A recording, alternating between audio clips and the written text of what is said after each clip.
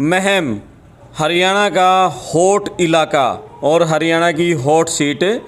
महम 1990 में एक महम कांड हुआ था, पूरे देश नहीं पूरी दुनिया में चर्चित हो गया था।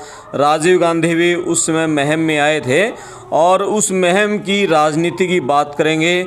चौधरी देवीलाल ने यहाँ से चुनाव लड़ा, उनकी सियासत कैसी रही। बलबीर बाली पहलवान इनेलो के चौधरी देवीलाल के सिपाही थे, आनंद सिंह दांगी देवीलाल के सिपाही रहे और उसके बाद यहाँ से बलराज कुंडू हैं, आज विधायक हैं। और जो शुरुआत में 1966 में हरियाणा बना, तब इस इलाके के पहले विधायक कौन बने थे और इस इलाके की राजनीति का रंग कैसा है, इसको जानने की कोशिश करेंगे। और कैसे ये इलाका हुड्डा का गढ़ बन गया, कभी चौधरी देवीलाल का गढ़ था। और मेरे साथ बातचीत करने के लिए हैं चौधरी बलबीर सिंह राठे जी, लाखन माजरा तपा के प्रधान हैं। विस्तार से बातचीत होगी, आप अपने कमेंट्स लिखें, वीडियो को शेयर करें, चैनल को सब्सक्राइब करें। अब बात करते हैं जी। नमस्ते सर। नमस्ते भाई। ठीक हो? एकदम से। थोड़ा पहले अपने बारे में थोड़ी सी जानकारी दे दो।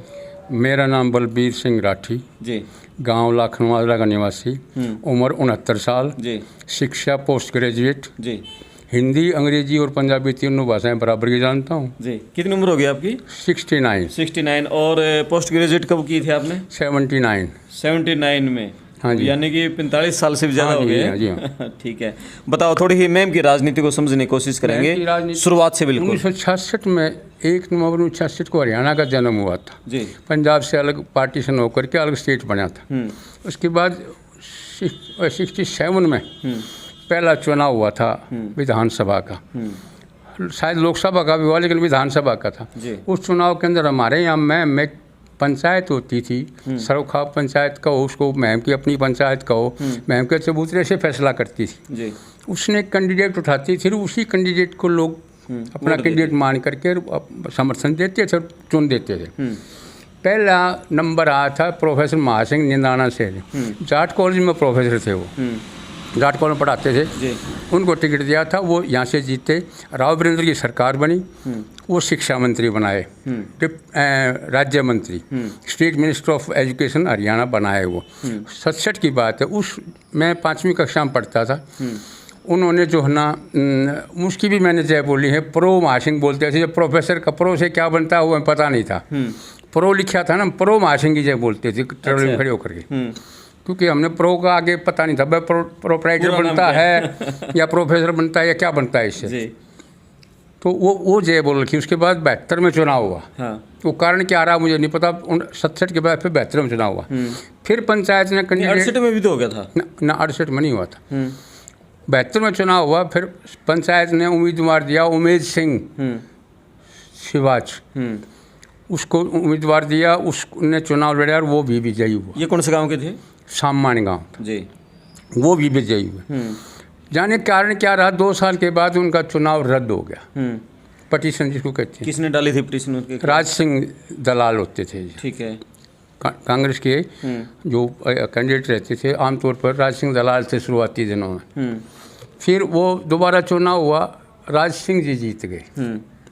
कैंडिडेट मुझे शायद वो था बूरा, अरूप बूरा, वो 3.5 साल या 3.5 साल MLA रहे। फिर उसके बाद जो चुनाव हुआ 75 में चुनाव फिर हुआ। उसका कारण क्या रहा, वो 72 से 75 क्या हुआ कारण, 75 में बूरा को फिर पंचायती उम्मीदवार बना दिया। फिर वो विजयी हो गया। फिर इमरजेंसी लग गई। इमरजेंसी के बाद चुनाव जो ना वो सब कुछ सिस्टम हैंग हो गया। तो फिर 77 में फिर चुनाव हुए जून में। फिर पंचायत हुई 24 की चबूतरे के ऊपर। उन्होंने कहा भाई जो चौधरी चरण सिंह से टिकट ले आएगा वही पंचायत का उम्मीदवार मान लिया जाएगा। ठीक है। उन्होंने अपना फैसला उधर छोड़ दिया। तो जाने किस कारण से कैसे बूरा फिर टिकट ले आया चरण सिंह से? हाँ जी। ठीक है। जनता पार्टी की। और जनता पार्टी उस टाइम यहाँ 81 सीट होती थी। लोगों की भावनाएं किसके साथ थी? वो तो पंचायत के ऊपर डिपेंड थी। जब पंचायत ने क्या दिया, जो वहाँ से टिकट लिया होगा उसको हम अपना कैंडिडेट मान लेंगे। ठीक है। पंचायत का कैंडिडेट। हाँ। और उस टाइम 81 सीट थी, अब 90 नहीं थी उसमें 77 में जी। और जनता पार्टी ने 75 सीटें जीती थी। ठीक है। उस वक़्त में बूरा फिर MLA बन गया। देवीलाल की सरकार बन गई, तो देवीलाल CM बन गए 77 में जून में। 79 में भजनलाल ने जाने क्या किया क्या नहीं किया, उसने सरकार को तोड़ दिया, विधायकों को तोड़ ताड़ के सरकार तोड़ दी, और सबसे पहले भागने वालों में हर्षू बूरा था। अच्छा। हाँ जी, ये मैं जब तो हम जानकार हो गए थे, उस टाइम तो मैंने 17 में BA कर ली थी जी। तो हम जानकार हो गए थे। अखबार पर बुरा पहले थे। हाँ जी, काफी लोग थे, जीत गए हमारे बृजमोहन सिंगला भी उनमें गए थे। हाँ, वो सबसे पहले तो बृजमोहन सिंगला ही उन पाइपों में से उतरा था।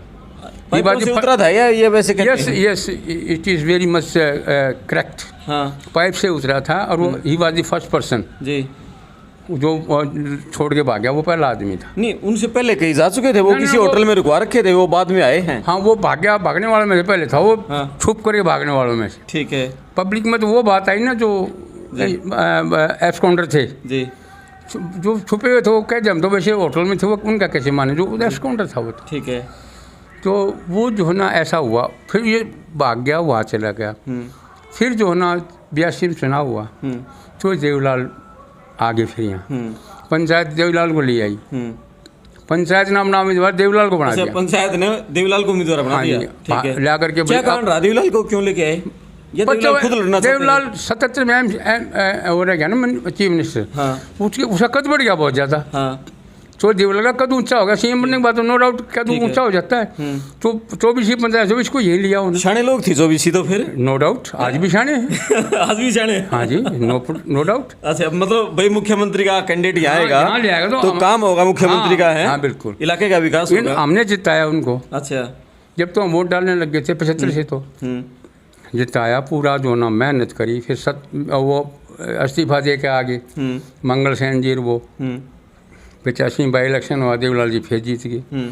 फिर जा करके फिर इस्तीफा दे दिया उन्होंने, फिर आ गए।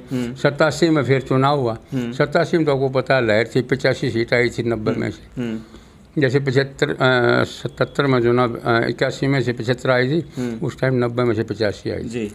तो ये था। फिर वो चुनाव लड़ करके लोकसभा चुनाव लड़ लिया, ऊपर चले गए, VP सिंह की सरकार बन गई। यहाँ चौधरी साहब को छोड़ गए, देवलाल इसको ओम प्रकाश चौटाला को। फिर 90 में चुनाव हुआ, बाई इलेक्शन।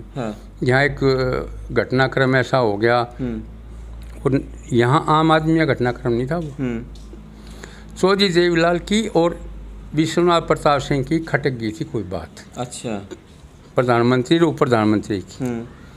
वो देखो क्या था क्या नहीं था। सच्चाई ये है कि चौधरी साहब कोई काम करके चीन चले गए दौरे पर, वापस आए तो VP सिंह ने पूछा कि जो ना ये काम आपने मेरे से नहीं पूछा जी, मैं प्रधानमंत्री था। चौधरी साहब तो थे ना देशी आदमी, वो बोले तन्ने के पूछो, तो मैंने बनाया था। अच्छा, तन्ने के पूछो था, मैंने बनाया तो प्रधानमंत्री कुर्सी पर मैंने बैठाया था। तो वो उस बात की खुंद मान गया। उसने फिर वो था पैंतरेबाज, उस बात को वहीं कर अपने अंदर उतार ली बात।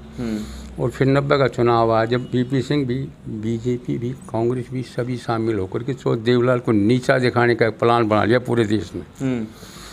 ये तो एक बहाना था ओम प्रकाश चौटाला का चुनाव और दांगी को मोहरा बनाने का। अच्छा, हाँ, ये मोहरा बनाने का, उसको देवलाल को बदनाम करने का वो था, षड्यंत्र था। वो चुनाव बिगाड़ दिया, दोबारा चुनाव वो बिगाड़ दिया, तीसरा चुनाव हुआ वो बिगाड़ दिया। तो इसलिए ये एक सारा षड्यंत्र था, उनकी छवि। उसके बाद नहीं, ये जो अमीर सिंह वाला किस्सा हुआ था, वो जो चुनाव था, हाँ, जो चुनाव हुआ वो भी सारा, ज़्यादा गहराई में नहीं जाना चाहिए, अब बहुत पुरानी बात होगी, लेकिन वो भी षड्यंत्र था। अच्छा, बिल्कुल। किसकी तरफ से था षड्यंत्र?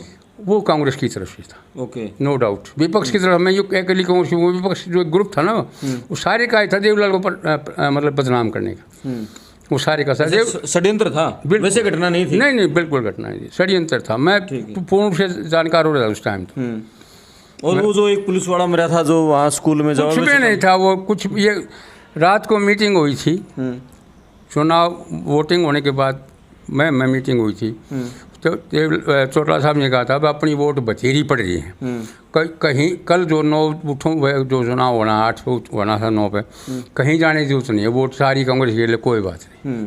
यानी सारी वोट कांग्रेस पोल करवा लेती है ना अपने वो पक्ष में, तो भी कोई बात नहीं, जाना मत। वो तो एक षड्यंत्र रचा था रात को। तो फिर वहाँ गया क्यों था? अबे कोई नहीं गया था, वो एक षड्यंत्र था। कोई तो ये सारी बातें जो अरे साहब ये सब कुछ कपड़े बदल कर आप आने दो, let me come to that point. वो सारा घटनाक्रम हो गया। घटनाक्रम हो गया 91 में फिर चुनाव हुआ, ये दांगी फिर MLA बन गया। उस षड्यंत्र का हीरो बन गया ये, उस षड्यंत्र से MLA बन गया। उसके बाद फिर 96 में चुनाव होता है। एक बिल्कुल अनपढ़ जैसा आदमी बाली को मोखरे से देवीलाल ने चुनाव में उतार दिया। 257 वोटों से हरा दांगी को। षड्यंत्र होता तो बाली को क्या हिम्मत से हरा देता, हल्का कैसे हरा देता। उसके बाद चुनाव होता है 2000 में, 4344 वोटों से हराया दांगी को दोबारा फिर। अगर षड्यंत्र होता लगातार इन्हें लोग कैसे 2 चुनाव जीतती, और बाली कैसे जीतता जिसका कोई कैडर नहीं था, कुछ पढ़ा लिखा नहीं था, कुछ नहीं था, एक बिल्कुल अनपढ़ जैसे टाइप। मोखरा का था ये, मोखरे का है। अब फिर कहीं चुनाव लड़ रहे हैं। ये है जी घटनाक्रम, सारा षड्यंत्र था। देवीलाल अनेकों काम यहाँ किए थे, अनेकों काम और करते। वो सारी बात पे जो ना अपनी देशी भाषा में कह रहे हैं, स्वगी मार दी विपक्ष वाला ने, ठीक है ना। ये है अब जो है उसके बाद ये इलाका उसके बाद फिर जो ना उदय हो गया भाई। कई बार मैम से ना रोहतक से गलती होती रही, देवीलाल से लगातार चुनाव लड़ते रहे। वो चौटाला से या उसे लोकसभा का वहाँ हार होती रही। ये हीरो हो गया। कौन? भूपेंद्र हुड्डा। देवीलाल को हरा करके, देवीलाल से तो जो भी जीतता है वो हीरो हो गया। देवीलाल के साथ जीतने वाला हर आदमी उसके पैर पकड़ा करता, भगवान मेरा तो नाम हो गया देवीलाल को हरा करके, पूजा करा करते। तो ये हीरो हो गया। हीरो बनने के बाद इसका चांस आ गया, फिर इसका नाम चल पड़ा। अब इसके कहने से यहाँ लोग साथ हो लिए। अब जो ना यहाँ बलराज का एक उदय ऐसा हो गया जी, जो आदमी ऐसा है पब्लिक से जुड़ा रहता है, अपनी जेब से खर्च करता है। बलराज कुंडू जी हाँ, इसमें कोई दो राय नहीं है। मैं 96 से इसको जानता हूँ, 96 से इसको जानता हूँ। बच्चा ही था जब, तो घना बड़ा नहीं था। ये बिल्कुल खुले दिल का आदमी है, साफ दिल का आदमी है, दिल फेंक आदमी है। ये आप ये कहेंगे दिल फेंक आदमी। करोड़ों रुपए साल के लगाता है अपनी जेब से, हल्के में जेब से लगाता। तो इलेक्शन फंस रहा है इसका? इलेक्शन बिल्कुल नहीं फंस रहा, ये वैसे ही अफवाह है। 12,500 वोटों के करीब से जीता था, उससे कम नहीं घटा पिछली बार मार्जिन नहीं। 19 में हाँ जी 12,000 कुछ वोटों में जीता था। और इस बार मार्जिन उससे बढ़ेगा घटेगा नहीं। अच्छा हाँ जी। तो इलाके में कह रहे इलेक्शन तो फंस रहा है, दांगी की हवा हो रही है। मैं कह रहा हूँ, मैं एक 69 साल का आदमी हूँ, पोस्ट ग्रेजुएट हूँ, इन लोगों का मैं वर्क कर रहा हूँ। अच्छा, इसीलिए थोड़े देवीलाल की फेवर कर रहे थे आप? हाँ, मैं इन लोगों का वर्क कर रहा हूँ फ्रॉम द डे फर्स्ट। लेकिन वो पार्टी ख़त्म होगी कुहाना रैली में, जो इनका झगड़ा हो उस दिन के बाद हम छोड़ आए थे। भाई अब इनका झगड़ा होगा तो हम क्या करेंगे। अब हम किसी के साथ नहीं, फिर बलराज की वोट दी। बलराज एक अच्छा लड़का मिला, अब भी अच्छा है, आज भी उसके साथ। ठीक है, यही कारण। तो दांगी साहब के साथ क्यों नहीं? दांगी साहब जब मंत्री थे, चौधरी देवीलाल ने उनको एसएस बोर्ड का चेयरमैन बनाया, खूब नौकरियां लगवाई, मेरी बात सुनो, 4 बार MLA बने, इस इलाके के बड़े नेता रहे। मैं एक अपनी बिल्कुल निजी बात आता है, मैं कांग्रेस के खिलाफ हूँ बाई बर्थ। अच्छा। हाँ जी, कांग्रेस मेरा सगा भाई भी खड़ा हो जाए, मैं वोट नहीं दूँ। तो उड्डा के भी कौन दिक्कत है? नहीं, उड्डा के कैंडिडेट आया जब नहीं, कोई मतलब ही नहीं। अच्छा, मैंने दांगी से नहीं, हाँ। मुझे कांग्रेस की वोट नहीं दूँ। अच्छा। हाँ जी, मैं बीजेपी में देता लोकसभा में दीपेंद्र की दी? ना, बिल्कुल नहीं। कौन नहीं दी? नहीं। अच्छा। मैं लोग बीजेपी की नहीं देता वोट में, लेकिन इस बार मैंने मोदी के नाम से वोट दी थी, बीजेपी की। हाँ जी। अच्छा। बटन दबाया था कमल का, लेकिन मोदी को नाम से 32वीं बार प्रधानमंत्री बने, और फिर भी दे दूंगा 4थी बार भी आएगा तो। अच्छा। चुनाव राहुल की कौन दे? ना, कारण कांग्रेस ही नहीं। बीजेपी से नफरत क्यों है? वो कांग्रेस से नफरत क्यों है? बस मैं बाई बर्थ बता दिया जी, हमने सदा पैदा बदल ले हैं लोग तो फिर। ना, मैं नहीं बदलता है, मैं नहीं बदलता। कारण तो बताओ। नहीं, मुझे बस कांग्रेस से चिढ़ है जी। चिढ़ भी क्या, मैं उसमें मेरा मन ही नहीं। पूरे देश में तो मोदी का विरोध हो रहा था। नहीं, वो मैंने वोट दी है जी, मैंने वोट दी है, मैंने कभी नहीं दी थी उससे पहले। अच्छा। कभी भी मैंने उनसे पहले। ये लोग कहोगे तो 22 की बात करके फिर तो नहीं, कहो तो कहो। मैं कह रहा हूँ, मैंने अरविंद शर्मा की वोट नहीं दी। अच्छा। मैंने मोदी की 3री पारी के लिए दी थी। अच्छा। 4थी में अगर चुनाव लड़ेगा तो भी दूंगा। लोग तो 2 पसीना आ रहा है ना, आ रहा होगा, मैंने नहीं भेजा। मैं मोदी की वोट दूंगा। मोदी, मैं as a prime minister Modi का समर्थक हूँ। अच्छा, कितने अच्छे काम मोदी के फिर? अनेकों काम है, जो बुराई क्या है? गिनाओ। नहीं, बुराई क्या है, एक आप बता दो बुरा क्या है? नहीं, लोग तो पुलवामा का आज तक नहीं करवाया किसने? वो करा दिया आप। बेरोजगारी बताओ। वो लोग क्यों 15 लाख बताओ। लोगों के ऊपर बताइए, आप बताइए पुलवामा में सच्चाई क्या है, आप बताइए मुझे। नहीं, लोग कह रहे आज तक ये नहीं। आप मेरे से पुलवामा में सच्चाई पूछ लो, आप बताइए ना। मैं बताता हूँ। आज तक उसकी ये जांच नहीं हुई, वो कैसे घुसे थे, कौन थे, क्या मरे थे, आज तक उसके कुछ जांच का ही नहीं पता चला। नहीं ऐसा है, जो आगे गवर्नर है सत्यपाल मलिक, उन्होंने कहा है ये सरकार की नाकामी थी। बायस्ड आदमी है सत्य प्रकाश, बायस्ड आदमी है, विपक्ष का आदमी है। वो मलिक है क्या, सत्य प्रकाश विपक्ष है सत्यपाल मलिक? हाँ जी, वो तो सत्यपाल मलिक वो बनाया तो मोदी ने ही था वो। हाँ बनाया था, नो डाउट, और इनके पास से भगाया इन्होंने। तो वो बायस्ड आदमी है, उसका कुछ नहीं है, उसकी बात की कोई कीमत नहीं। आज कहाँ बैठा ये लोग नहीं कहोगे आप भी तो बायस्ड हो? फिर नहीं कहते मेरा, मैं तो एक आम आदमी, मेरे में बायस में बिना बायस में मेरे में क्या फर्क पड़ता है? बायस्ड होकर बात करने लग रहे हो? नहीं ऐसा नहीं, मैं बिल्कुल नहीं कर रहा। अच्छा, जो सच्चाई है वो बोल रहा हूँ। ठीक है। ईद का माहौल बताओ। फिर ये बलराम दांगी आ गया, नई पीढ़ी आ गई, आनंद सिंह दांगी के छोरे की, इधर बलराज कुंडू आ गया। हाँ, इस उसको कर दो, उस साइड कर दो, रहे तक हमारी की। हाँ, किस साइड से आप बोल लो, रहे तक हमारी की, तो दांगी हो चाहे लड़का हो, बात तो वही है। राधा हो चाहे शमशेर, बात तो वही है। ठीक है, बात तो वही है। इसको किसी साइड से भी घुमा लो, बिल्कुल माइक ही रहेगा, माइक रहेगा। ठीक है, तो क्या फर्क है? ई इलेक्शन का माहौल बताओ। ई 24 आउट बलराज जीतेगा। हाँ, मार्जिन तो खैर मैं क्या कलम से लिख के बता दूं, मार्जिन बलराज जीतेगा 100%। अच्छा, ये भी फिर मतलब कांग्रेस की तरफ नहीं जाना, इसलिए क्या हो फिर यह बात है? नहीं ये ग्राउंड की रिपोर्ट है। ये ग्राउंड कारण बताओ फिर क्यों है? या तो कांग्रेस की लहर है, करता है, पैसे लगाता है। हाँ, दो आप आइए एक बार। शुरू में भूपेंद्र सिंह हुड्डा में पर्चा भरवाना है बलराम का। उस दिन खड़ा हो स्टेज पे ये कहा भाई 4 सीट दे दो, मैं सरकार बना दूंगा। मुख्यमंत्री 10 साल रह लिया, लोगों के अनेकों काम इसने यहाँ किए। दूसरा चुनाव आ गया, 10 साल दूसरी पार्टी राज करी है, अब चुनाव होने जा रहा है। लोगों में एक बात भी मान्य है कि शायद सरकार कांग्रेस की आ जाए, शायद हो ना हो वो अलग बात है। उसने फिर भी अपने ज़िले में, अपने घर में भूपेंद्र हुड्डा को ये कहना पड़ा 4 सीट दे दो तो सरकार बना दूंगा, यानी अंडर डाउट है वो, अंडर डाउट है। अच्छा, हाँ जी, दिल खुला हुआ नहीं है। उसके बाद दूसरी बार तीसरे चौथे दिन आ गया मैम में। उसके बाद दीपेंद्र 1 दिन छोड़ के 2 दिन छोड़ के आ गया। उसके बाद 1 दिन छोड़ के फिर दीपेंद्र आ गया। तो ऐसा क्या है भाई? तो सीन आ रहा है बाबू बेटे का? नहीं, ऐसा क्या है? जब वो मुख्यमंत्री बनने जा रहा है और उसको भरोसा है और फिर अपने घर पे भरोसा नहीं, फिर कहाँ से बनेगा मुख्यमंत्री? जैसे आप सोचिए ना, आप एक इंटेलेक्चुअल हैं, आप सोचिए।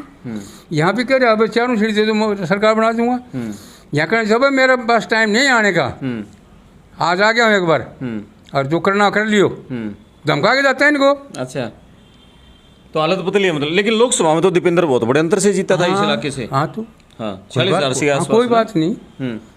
लोकसभा और विधानसभा के 2 अलग अलग मूड होते हैं जी। अब विधानसभा का चुनाव है और जिसकी सरकार केंद्र में होती है तो 2 से 5% उसका अपने आप बेनिफिट होता है। नहीं, लोगों में तो ये हो रहा है अभी हमने तो हुड्डा को सीएम देखना है, तो इसलिए बलराम को जाटों देखना है। हाँ, लोगों ने नहीं। अच्छा, आप यहाँ गलती मत करिए। हाँ, बस नहीं ऐसा नहीं होता, देखो सारी कास्ट के लोग होते हैं, ऐसा नहीं है। मैं कहता हूँ हाँ, केवल हाँ, मैं कट्टर जाट हूँ, कट्टर जाट के पैदा हूँ, पक्का जाट हूँ। हाँ, लेकिन मैं ऐसे अंधा होकर बात नहीं करता। हाँ, सोच के बात करता हूँ। जाटों में ही केवल विरोध है। जाट ही केवल ये कहते हैं वो सीएम आएगा, और जाट भी 60% हैं, 40% इसके पास नहीं है। अच्छा, हाँ जी, ठीक है। जाटों में 60% हैं जो कट्टर हैं, 40% झूल रहे हैं। किस तरफ झूल रहे हैं वो?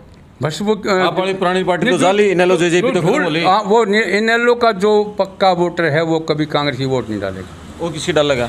वो कांग्रेस को रहने के लिए जो दिखा उसको डालेगा। इनेलो में आया जब भी तो, या इनेलो वाला कांग्रेस वाला जब भी तो मजबूत हुई है। इनेलो का जो वोटर है वो कांग्रेस को जो हराएगा, जो नियरेस्ट प्रतिद्वंदी होगा उसको देगा वोट कांग्रेस को हराने के लिए।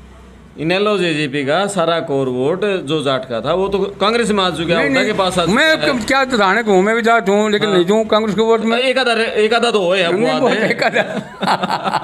चलो बहुत हो गया। अच्छा, ठीक है। ये बताओ, ये जो इसकी एक्चुअल में बताओ, एक ग्राउंड रिपोर्ट है, बसें जो चल रही हैं, इसने जो लड़कियों को पढ़ाया है और क्या काम है, इनका असर वास्तव में लोग जिन्होंने इनका सेवा का फ़ायदा उठाया है वो वोट देंगे ऐसा होता है, लोग सर्विस का जो फायदा उठाते वोट देते हैं नहीं देते? पिछले चुनाव में जो हालात थे ना 2019 के में, हुड्डा, दांगी और जितने भी विपक्ष में थे वो सारे ऐसे ही थे जैसे आज हैं।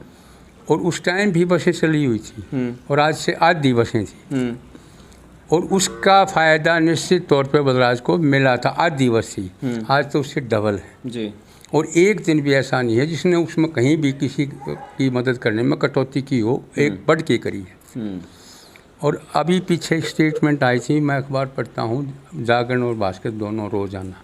मेरा और कोई शौक़ नहीं है, ना मैं टीवी देखता, ना मेरे पास दूसरा मोबाइल है, स्मार्टफोन है। मैं सिर्फ अखबार पढ़ता हूँ सुबह। दांगी की इसकी 2 अखबार का नाम लिए, एक अखबार को तो लोग ये कहते हैं भाजपा का मुख्य पत्र है वो। बिल्कुल, जागरण और भास्कर में इसीलिए पढ़ता हूँ कि कंपेरिजन करता हूँ आपस में खबरों का। ये पढ़ता हूँ इसलिए 2 अखबार लेता हूँ मैं। ऐसे खाम खा पीछे ना कौन सा अखबार लगा, ठीक निष्पक्ष लगा है? दोनों का कंपेरिजन करता हूँ।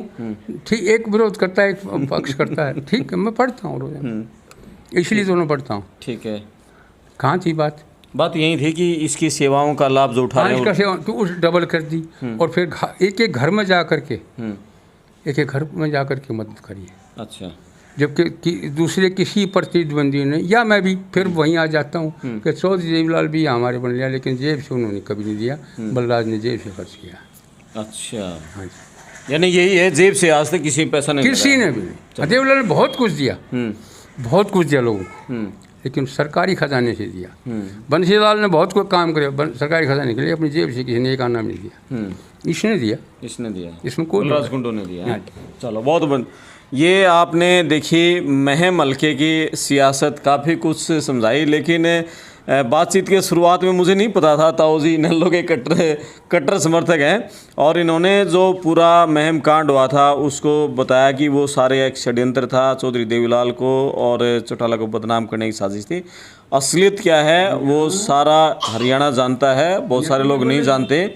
तो हम बता दें कि बहुत सारे लोग ये कहते हैं कि वो जैसे इन्होंने कहा षड्यंत्र था, ऐसा नहीं था। वो पूरा एक चुनाव जीतने के लिए पूरा एक प्लान था, उस प्लान के तहत वो गेम हुआ था। और प्लान किसका था किसका नहीं था आप कमेंट्स करके बताएं। कोई और न्यूट्रल आदमी हमें महम हल्के में मिलेगा तो उससे उस कांड की पूरी जानकारी लेंगे, और मौका मिला तो चौधरी आनंद सिंह दांगी से भी विस्तार से बातचीत करेंगे। मैं आपका दोस्त करमपाल, धन्यवाद।